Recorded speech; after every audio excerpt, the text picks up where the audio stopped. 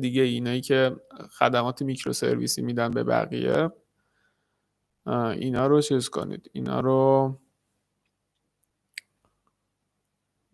نحوه احراز هویتشون رو بررسی کنید. نتایج خیلی خوبی بهتون میده و واقعا یک راه ساده وجود نداره که ما بگیم بهترین راه اینه و همیشه بین میکرو سرویس از همین راه استفاده کنید.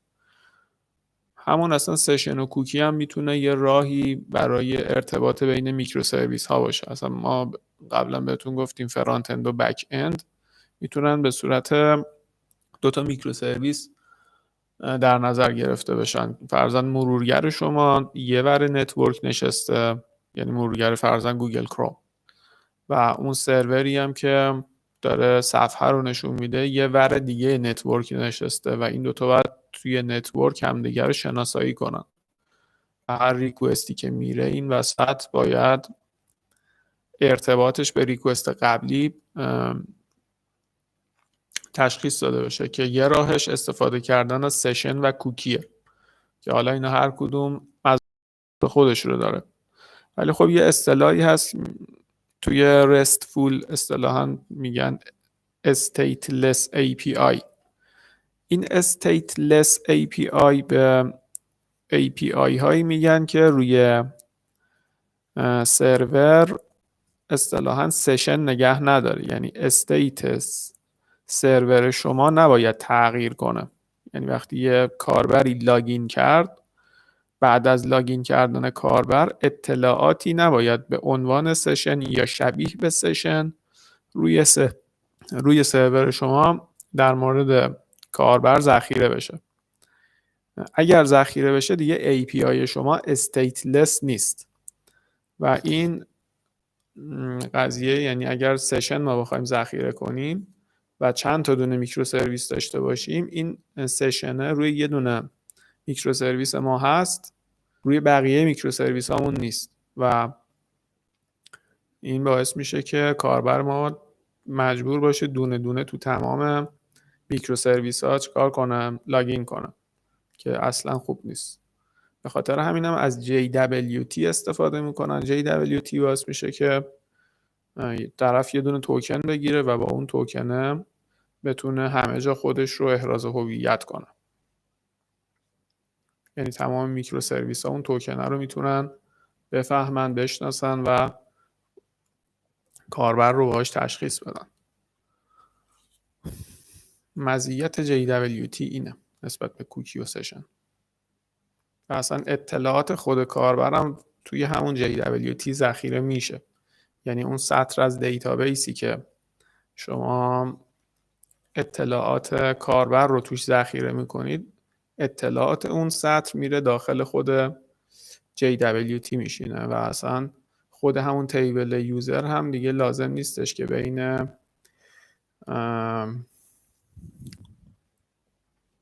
میکرو سرویس های مختلف شیر شده باشه. خب سوال بعدی، زود باشید کار داریم میخوایم بریم.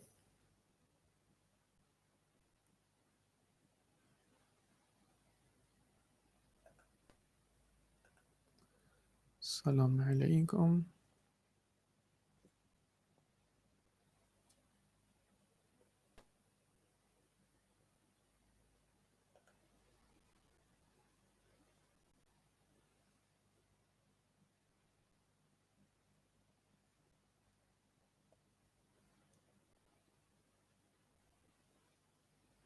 نمیشه سشن رو روی یه دونه سرور ریخت و همه میکرو سرویس ها از اون بخونن.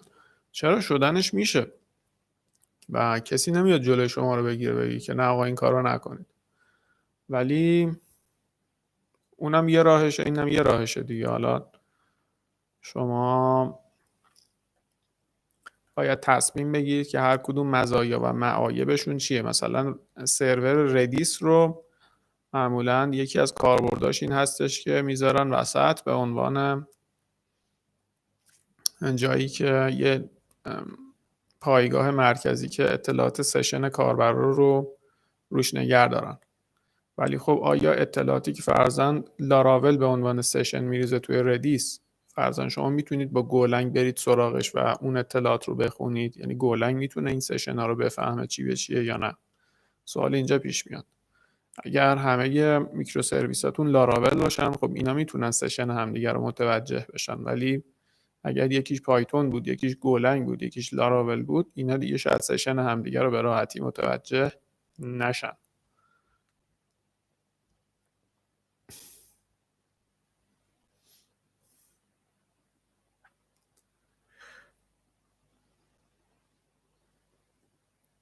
بهترین نوع احراز هویت توسط API چه پکیج یا چه راه حلی هست و چی پیشنهاد میدید؟ همین الان گفتیم که بهترین راه حلی وجود نداره و هر راه حلی مزایا و معایب خودش رو داره. شما باید تمام راه حل‌ها رو بدونید، بشناسید، مزایاشون رو بدونید، معایبشون هم بدونید، بعد صورت مسئله خودتون رو تحلیل کنید و ببینید که کدوم یکیش برای شما اصطلاحاً فیت تره. دنبال بهترین نباشید.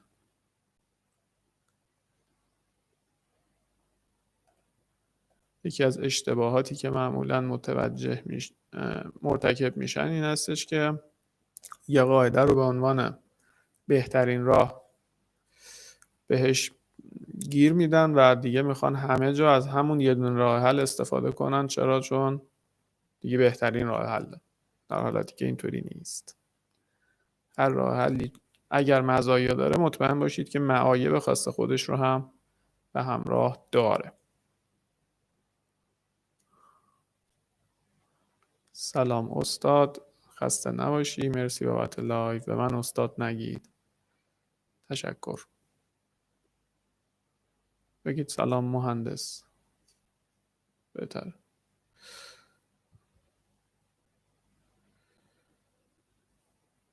خب سال بعدی.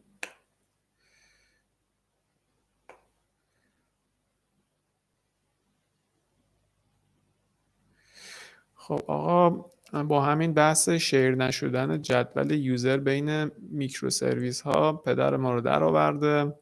نمیتونیم از گیت استفاده کنیم. راه حلی دارید؟ از گیت چرا نمیتونید استفاده کنید دقیقاً؟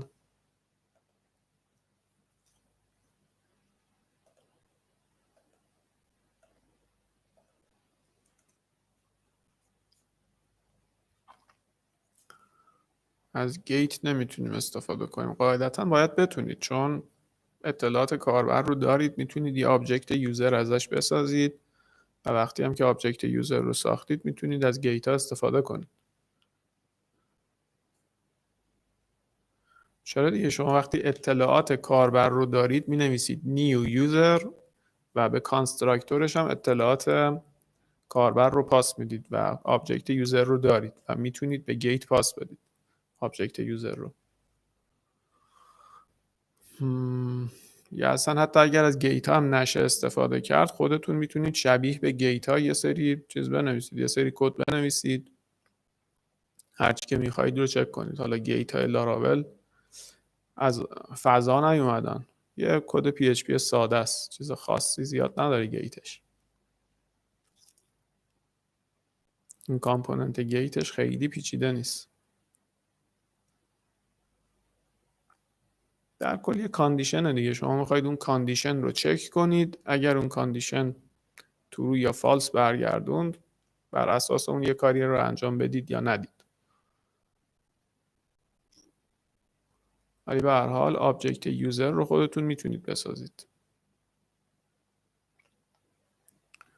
سال بعدی.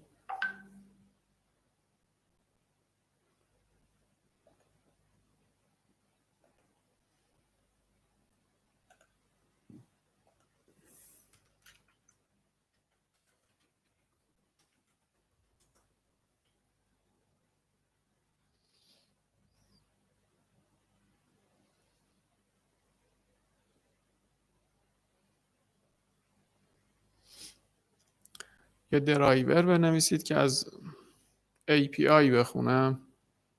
یه مقدار انگار لغمه رو دور سر خودتون پیچوندید، ولی میشه، نشدنی نیست.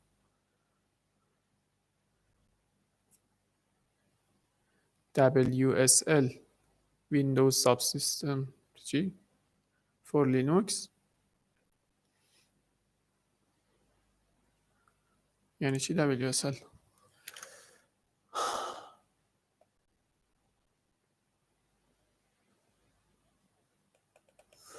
کنید برای فهمیدن هسته لاراول شما باید شی‌گرایی رو خیلی خوب بدونید. یعنی تمام مباحثی که ما توی دوره شی‌گرایی 1 و 2 و 3 و اینا توضیح دادیم رو کامل باید بلد باشید. حالا یه نفر هست از منابع دیگه رفته یاد گرفته میدونه و میدونه دیگه، ولی خب اگر بلد نیستید من قویاً پیشنهاد میکنم که شی‌گرایی رو خیلی خوب و عمیق بفهمید، بعد برید سراغ کدای فرزن هسته لاراول. چون اگر شی‌گرایی رو خوب ندونید واقعا خیلی سخت میتونید متوجه بشید که داخل هسته لاراول چه خبره. حالا من در مورد شما نمیدونم که اون قسمت های شی‌گرایی رو تا چه حد تسلط دارید.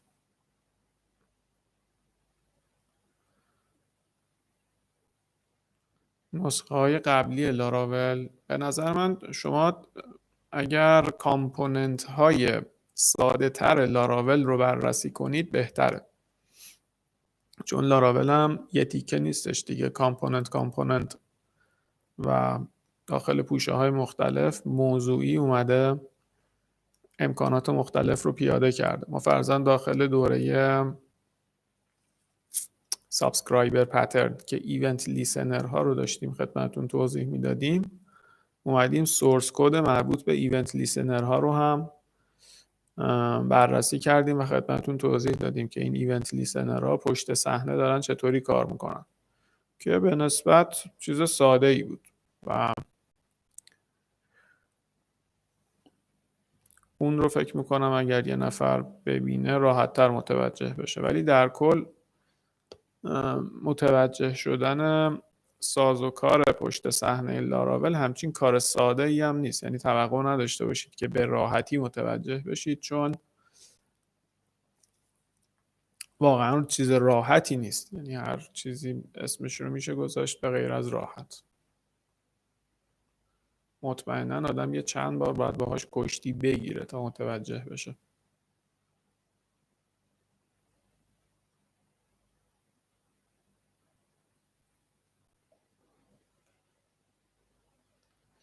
در مورد WSL هم که یه دوره کوچیک ساختیم توضیح دادیم خدمتتون که میشه نرم افزارهای لینوکسی رو روی ویندوز اجرا کرد و اصلا خود کرنل لینوکس رو یه جورایی روی ویندوز بهش دسترسی داریم. حالا WSL 2 هم اومده جدیدن، من تستش نکردم ولی خب میگن نرم افزارهایی که GUI نیاز دارن هم روی ویندوز قابل اجران. یعنی فرضاً PHP استورمی که مخصوص به لینوکس نوشته شده رو شما میتونید روی ویندوز اجرا کنید. سوال بعدی.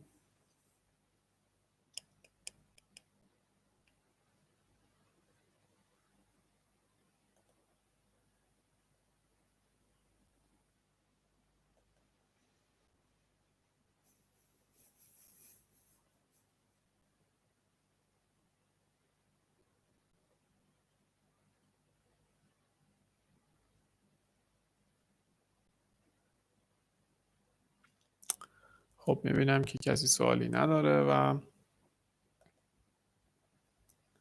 همگی شما رو به خداوند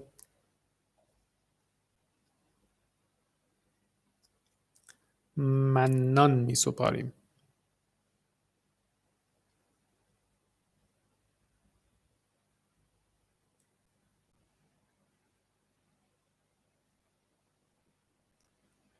خلیل عزیز در مورد مین توضیح میدید؟ مین دیگه چیه؟ خلیل کیه دقیقا؟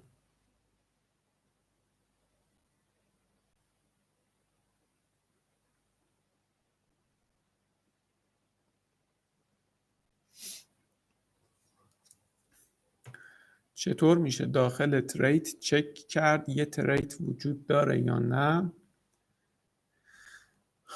یا که اگر نبود یوزش کنیم. نکنید داخل تریت ها شما میتونید یه سری متد رو به عنوان متد های ابسترکت دیکلرشون کنید، مثل کلاس های کلاس های ابسترکت که میتونید داخلش ابسترکت متد به کار ببرید. تریت هم همین جوری هن. اگر یه سری تریت خاص رو شما یه سری متد خاص رو شما نیاز دارید که وجود داشته باشه، میتونید اینها رو به عنوان ابسترکت متد توی تریتتون دیکلر کنید.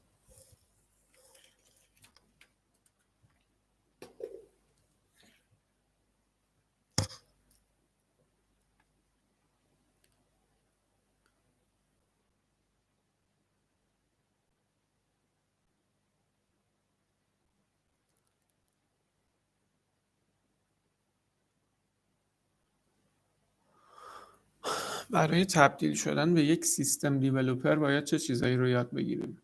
نمیدونم، چون من سیستم دیولوپر نیستم، ولی خب قطعا سخت افزار رو باید خیلی خوب یاد بگیرید. یعنی اینکه CPU و رم رو خیلی بهتر باید بشناسید، سیستم عامل رو خیلی خوب باید بشناسید، بعد اطلاعاتتون راجع به کرنل باید خیلی بهتر باشه، چون یه جورایی با سیستم عامل خیلی نزدیکتر در ارتباط هستید. دیگه اینا تا جایی که من اطلاع دارم، ولی خب من چون خودم سیستم دیولوپر نیستم زیاد نظر نمیدم. در مورد رابطه های دینامیک هم صحبت کنید. رابطه های دینامیک بین چی؟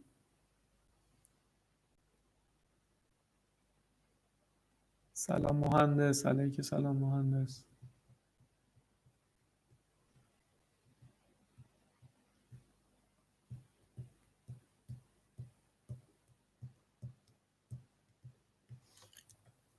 رابطه دینامیک بین چی؟ اگر بین الوکوئنت مدل ها منظورتونه،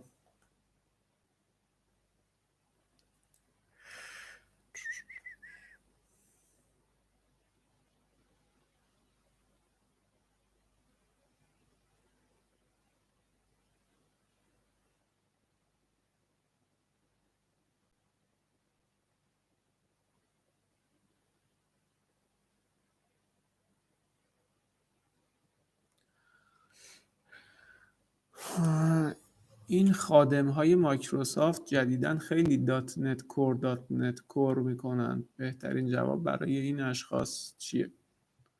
حالا ما تا جایی که یادمون میاد اونایی که با دات نت کار میکردن همیشه دات نت میکردن. حالا جدیداً دات نت کور میکنن.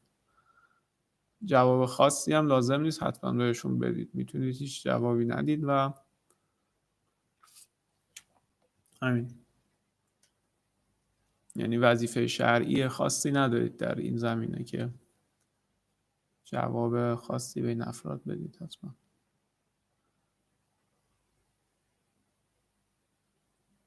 رابطه دینامیک برای حل مشکل n به علاوه 1. رابطه دینامیک اصلا ربطی به مشکل n به علاوه 1 نداره.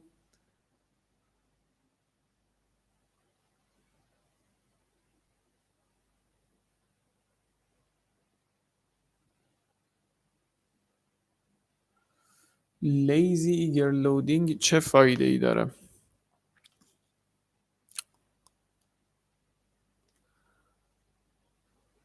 نکنید هر موقع مشکل n به علاوه 1 باشه شما باید ایگر لودینگ رو انجام بدید. حالا ایگر لودینگ چیکار میکنه؟ میاد یه جوین میزنه و زیاد کار خاصی انجام نمیده. ایگر لودینگ همون جوین کردن تیبل هاست بدون استفاده کردن از اون کلمه جوین. یعنی خودش پشت صحنه میره جوین میزنه، دوتا تیبل رو همزمان لود میکنه که تعداد کوئریاتون کم بشه. حالا لیزی ایگر لودینگ میاد چیکار میکنه؟ میاد تصمیم میگیره که آیا فلان رابطه لود بشه، ایگر لود بشه یا نه. حالا شما ممکنه که فرضاً بنا به رول کاربر، بنا به سطح دسترسی کاربر میخواید یه تیبلی رو بهش نشون بدید، منتها فرضاً کاربرای عادی یه ستون خاص رو مجاز نباشن ببینن و همون تیبل رو ادمین ها وقتی میبینن یه دونه ستون اضافه تر داره. بعد اون ستونه نیاز به ایگر لودینگ پیدا میکنه و شما نمیخواید برای حالتی که دارید به کاربرای عادی اینا رو نمایش میدید ایگر لودینگ رو الکی انجامش بدید، چرا که کاربرای عادیتون قرار نیست اون ستونه رو ببینن. به خاطر همینم اینجا فرضاً میاد شما یه دونه ایف میذارید، چک میکنید ببینید رول کاربرتون ادمین هست یا نه. اگر ادمین بود اون لیزی ایگر لودینگ رو انجام میدید و میگید که آقا این رابطه رو بی زحمت واسه ما ایگر لودش کن، که متد لود هستش دیگه. اون رو صدا میزنید روی کوئریتون و یه دونه تیبل جوین میشه و توی لوپ که افتاد دیگه اون انتا دونه کوئری اجرا نمیشه.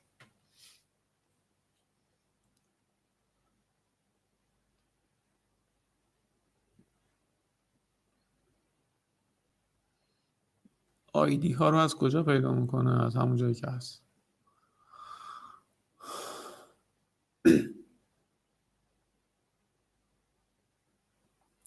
لایو در مورد جهان هستی، در مورد خیلی چیزا میشه لایو گذاشت، ولی خب قرار نیست ما در مورد هر چیزی لایو بذاریم.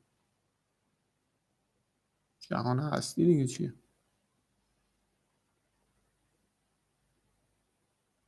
در مورد جهان نیستی لایو بذاریم.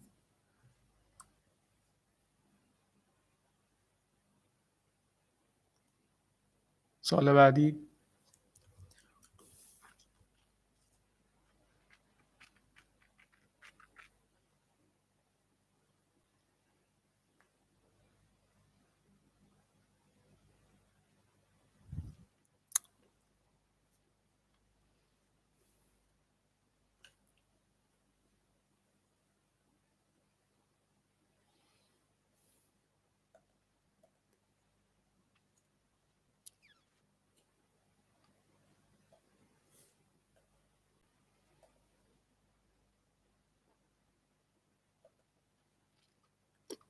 خب کسی سوالی نداره؟ تا 10 ثانیه دیگه هم صبر میکنیم.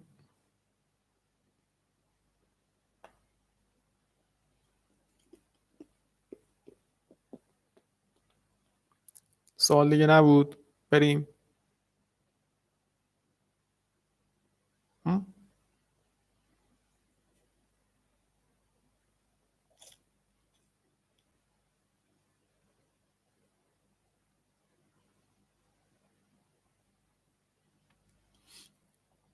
سوالات ریز و درشت. اوه یه سوالی از اعماق ذهنشون یه دونه سوال پیدا کردم و کراس پلتفرم نیز هست. چی؟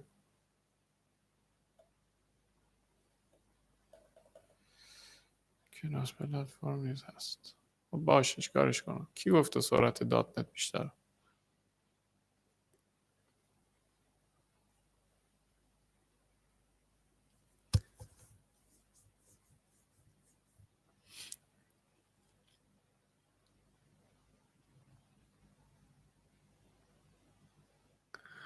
چند ماه طول میکشه تا بتونیم به مباحث پکیج نویسی تا حد متوسط مسلط بشیم؟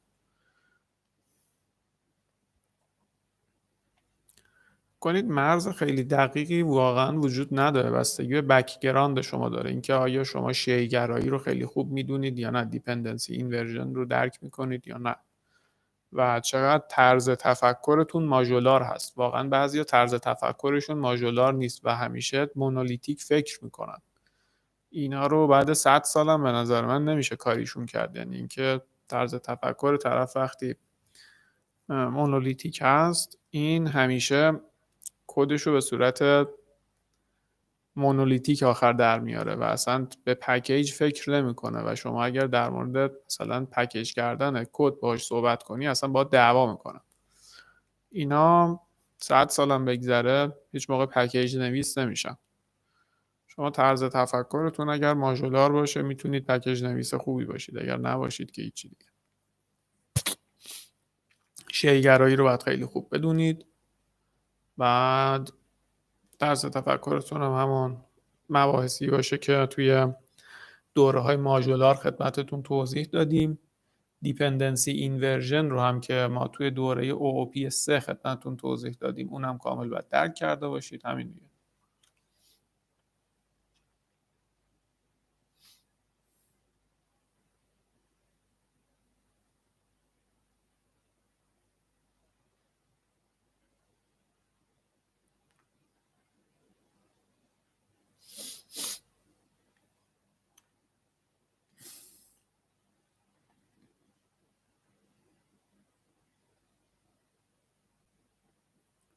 از رابیت ام کیو بخوایم توی لاراول استفاده کنیم، بحث کانسیومر رو باید کجای لاراول پیاده کنیم؟ کامند اوکیه. نکنید اصلا ربطی نداره که شما توی لاراول هستید و بازم ربطی نداره که شما دارید با رابیت ام کیو کار میکنید. بحث اینه که اون پیامی که میخواید بفرستید اولا وظیفش چیه و ضمن اینکه احتمال فیل شدنش چقدره. اگر احتمال فیل شدن نمیدید مثل یه دیتابیس کوئری میمونه و اصلا ربطی به کامند و غیر کامند نداره. اگر احتمال فیل شدن داره، اگر خیلی ضروری نیست، اگر خیلی کنده، آروم انجام میشه، ایناشو باید در نظر بگیرید. و اگر نه اینکه اون طرف نتورک رابیت ام کیو نشسته یا هر تکنولوژی دیگه ای، اسمش خیلی مهم نیست. بیشتر زمانش مهمه که چقدر طول میکشه، اولویتش مهمه که آیا حتما همین الان باید انجام بشه یا نه ما میتونیم پستپونش کنیم بندازیمش برای بعد. ایناش مهمه.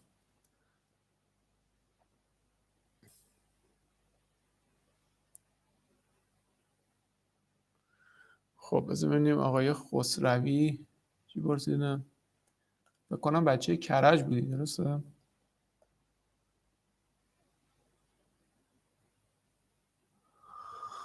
نه نمیشه. و سوال اینه که وقتی ما ماژولار کد نویسی میکنیم برای ایجاد مدل ها یا کنترلر ها نمیشه از آرتیسن استفاده کرد. نمیشه. الان پکیج میکروسکوپ تقریبا این کار رو برای شما انجام میده. یعنی شما میاد یه دونه فولدر ایجاد میکنید، داخل اون فولدر یه دونه فایل PHP خالی ایجاد میکنید، اسمشو میذارید فرضاً کدینو سرویس پرووایدر، یه فایل PHP خالی. دستور PHP آرتیسن چک جنریت رو که بزنید خود میکروسکوپ میره اون فایل خالی PHP رو که اسمش کدینو سرویس پرووایدر هست پیدا میکنه، یه فولدر استراکچری اطرافش میسازه و داخل اون سرویس پرووایدر رو هم برای شما پر میکنه و اینطوری یه فولدر استراکچری بهتون میده به عنوان یک ماژول خیلی کوچیک و جمع جور و فایل هم براتون نمیسازه. ما فرض رو بر این گذاشتیم توی میکروسکوپ که شما یه اپلیکیشن مونولیتیک دارید، کنترلراتون و همه چیتون رو نوشتید، منتها اینو همش تو پوشه اپه و یه فولدر استراکچر نیاز دارید که اینا رو منتقل کنید. به خاطر همین فایل کنترلر خالی براتون نمیسازه، فقط فولدر میسازه که توی ورژن جدیدش روی کانال نوشتم که این خاصیت پیاده شده. میتونید ازش استفاده کنید.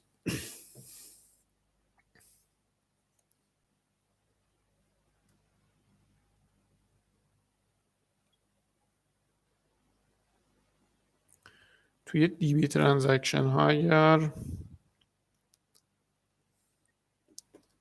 کوئری سنگین بود بهتر از کیو استفاده کنیم.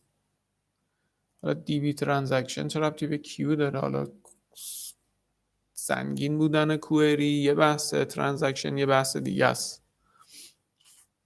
این دوتا ربطی به هم ندارن تا جایی که من اطلاع دارم.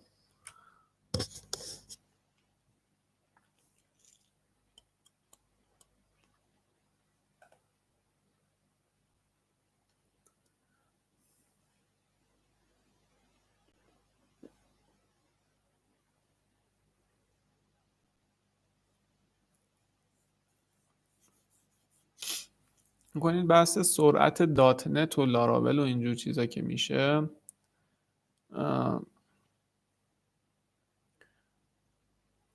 واقعا معیار دقیقی وجود نداره. بعدم شما سرعت اجرا رو دارید میگید یا سرعت کدنویسی رو. شما توسعه‌تون توی دات نت واقعا کار خیلی کنتریه و شما مجبوری هزار جور قاعده و قانون رو رعایت کنی، نمیدونم تایپ هینت بنویسی. خود زبون سی شارپ دست و پای شما رو خیلی میبنده برای توسعه دادن و اینطوری نیستش که سریع بتونید کد بزنید برید جلو. بعد زمان کامپایل گرفتن رو دارید. توسعهش حداقل من مطمئنم که کنتر اتفاق میفته. و دات نت هم همچین پرفورمنس بالایی نداره. اگر خیلی دنبال پرفورمنس هستید میتونید برید سراغ زبان گو. نمیدونم، حالا دات نت و پی اچ پی همیشه دو تا زبان خیلی مطرح بودن توی زمینه وب، ولی خب الان دیگه با وجود نود جی اس و نمیدونم گولنگ و پی اچ پی و نمیدونم یه چیزی به نام سوول و اینجور چیزها، یه مقدار استفاده از دات نت نمیگم بده، ولی خب یه مقدار آپشنال شده. یعنی اینکه دات نت خوبه، اونا هم خوبن، فرق نمیکنه. ولی خب در کل دات نت هم یه چیز، یه تکنولوژیه که هست دیگه، خوبی‌های خاص خودشو داره. اونا میگن که ازش تعریف میکنن واقعا دروغ نمیگن، مزیت زیاد داره. یه سری چیزاش سلیقه‌ایه، یه سری چیزاش هم نه.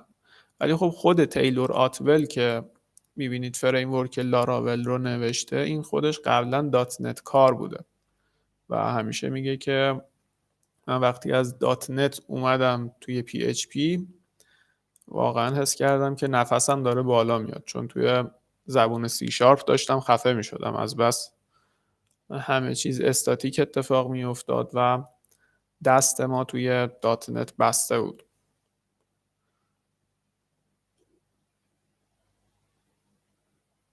ولی خب دات نت هم زبان قویه، یعنی اصولی نوشتنش، تازگی هم که اوپن سورس شده بهتر شده. ولی خب سرعت خیلی بالایی هم نداره به نسبت فرضاً گولنگ و راست و زبان وی و اینجور چیزا. سرعت سی شارپ حتی از نود جی اس هم دیدم بنچمارکاش کنتره. شما با نود جی اس کار کنید سریعتر پرفورمنس میگیرید تا ASP.NET.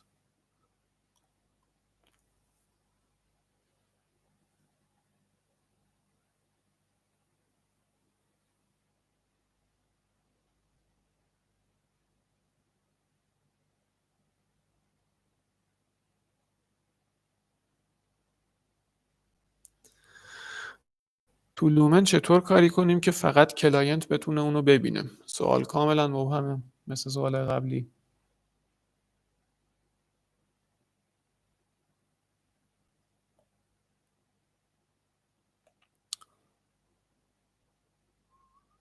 خب بچه ها بریم دیگه، خسته شدم، حوصله ندارم.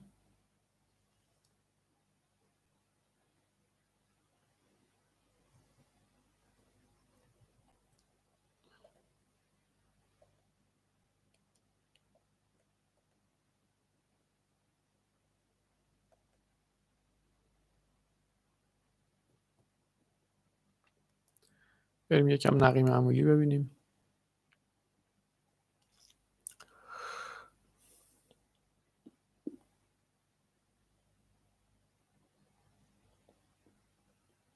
ای بابا، تو بحث کش به شخصه مشکلی دارم، اینه که کل صفحه رو نمیتونم کش کنم چون بعضی از قسمت ها بسته به کاربر متغیره.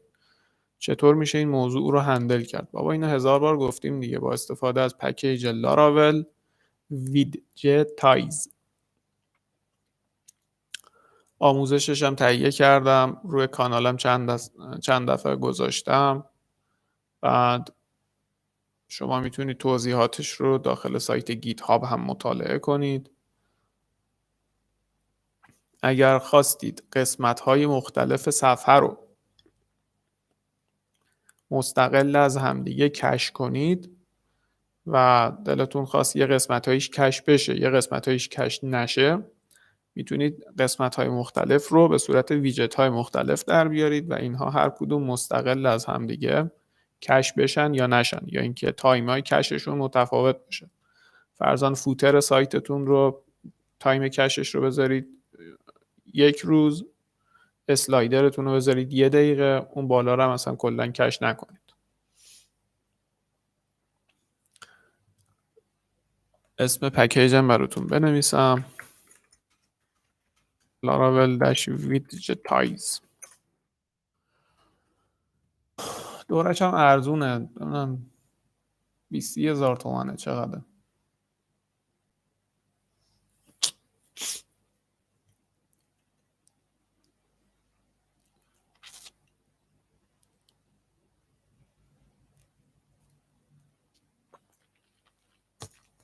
$700 و خورده ای هم ستاره خورده روی گیت هاب. رایگانش کنید لطفاً. نمیخوام. کدش رو رایگان نوشتم دیگه، استفاده کنید. آموزشش هم رایگان. یه همه چی رایگان نمیشه. پوستم کنده شد تا نوشتمش.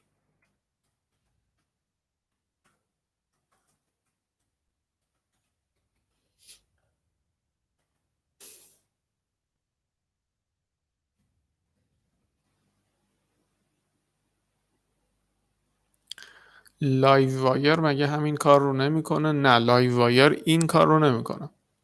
لایو وایر حداقل کش که فکر میکنم نداره، ولی خب لایو وایر شبیه به اینه.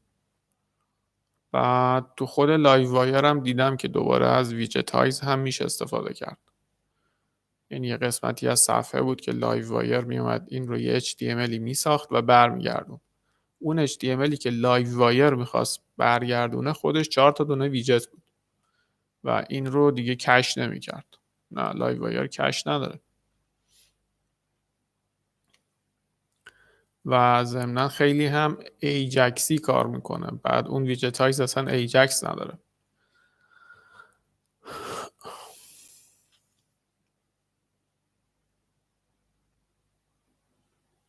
نه، یه جورایی میشه گفتش که پترنشون شبیه به هم دیگه است ولی ربطی به هم نداره.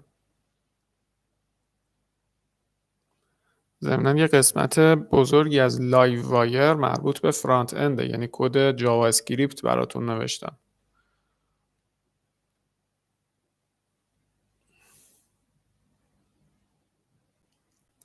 و اون قسمت بک اندش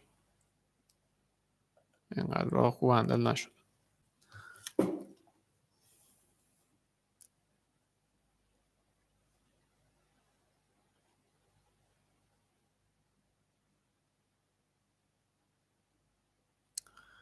کامپوننت های لاراول هم آره، اونم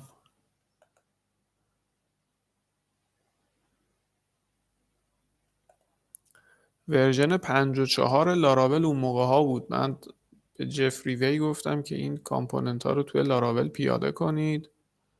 بعد یه دونه ادساین کامپوننت درست کردن توی 54 که اون اصلا ربطی نداشت به اون چیزی که من بهشون گفته بودم. دیگه من پکیج خودم رو نوشتم تا اینکه اومد تا لاراول 7 و 8 دیدم که یه چیزی به نام کامپوننت درست کردن بالاخره، ولی خب کش براش نذاشتن و منم فرصت نکردم برم چیز کنم، لایه کش رو براش پیاده کنم. حالا یه ریسکی هم داره دیگه. شما یه موقعی هست یه کدی رو مینویسید براشون میفرستید، کلی هم وقت گذاشتید، چند روزم وقتتون گرفته، در نهایت میگن که دست در نکنه ما یه همچین چیزی دوست نداریم. کلا وقت هدر رفت.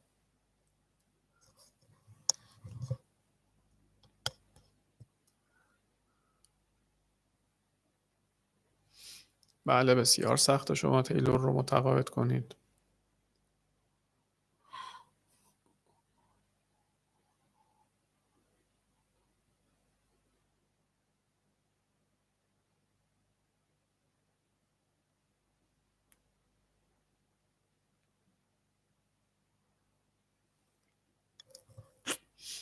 خب سوال بعدی.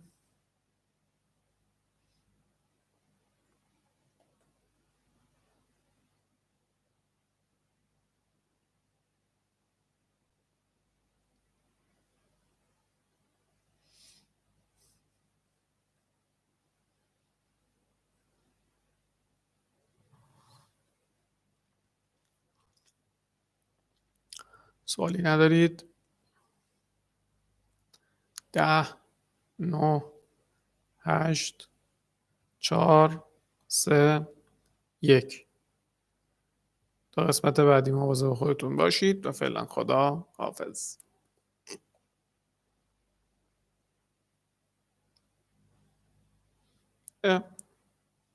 میگه سلام مهندس، من میگم خداحافظی، میگه سلام. شب همگی خوش.